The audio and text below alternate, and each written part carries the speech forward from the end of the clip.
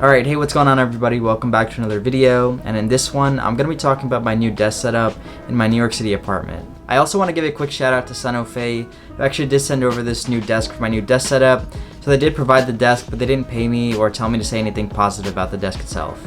Overall, this desk was really easy to put together as most of it's already set up. You just have to assemble the legs and connect the wiring that comes with it and you're all set. The total process should take you around 15 to 20 minutes, which is great for the quality of this desk.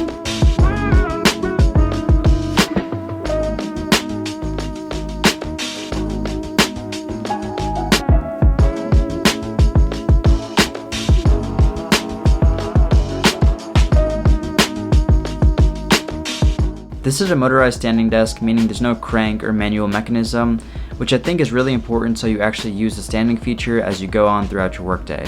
Otherwise, with some of the manual ones, you never actually end up using the feature.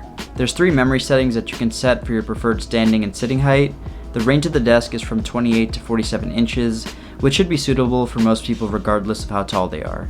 The quality of this desk is also fantastic, since you can really tell when using it that it's a really high quality piece of wood and isn't a cheaper alternative.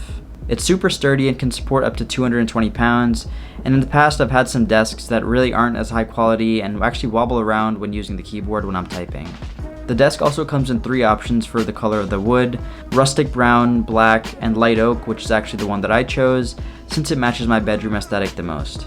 Another great feature is the anti-collision feature, which is when you're actually decreasing the height of the desk, and if there's something under it, it's going to sense that there's something there and it's going to resist that pressure and it's going to go right back up. In case you have your chair or something else under your desk, you can be sure to lower the desk without actually crushing anything underneath it. This desk comes in at 47 inches, which is a great size for me as I use my laptop and monitor setup for both my personal and work setup.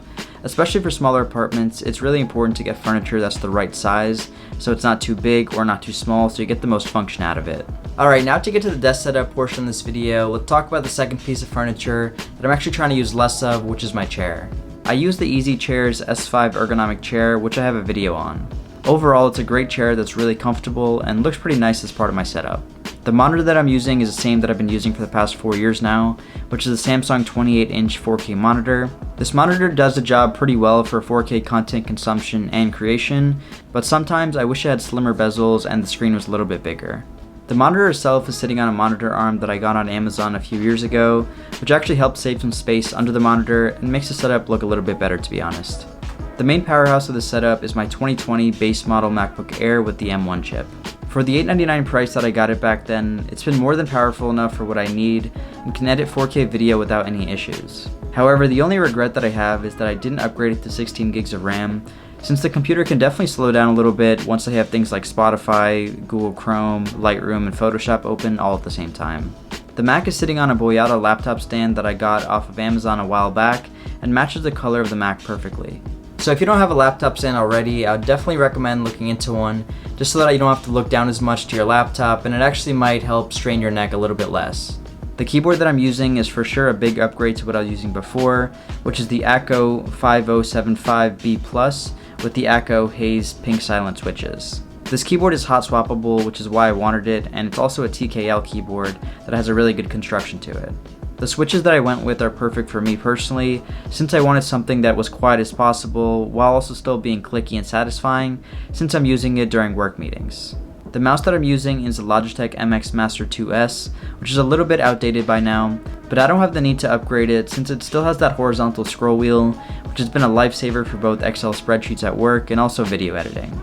Both my mouse and keyboard are sitting on this felt desk mat, which is actually a budget alternative to something like the Grove Made ones, which are usually around $100. This one I got from Amazon for around $20 and helps protect the wood of the desk and also looks great too.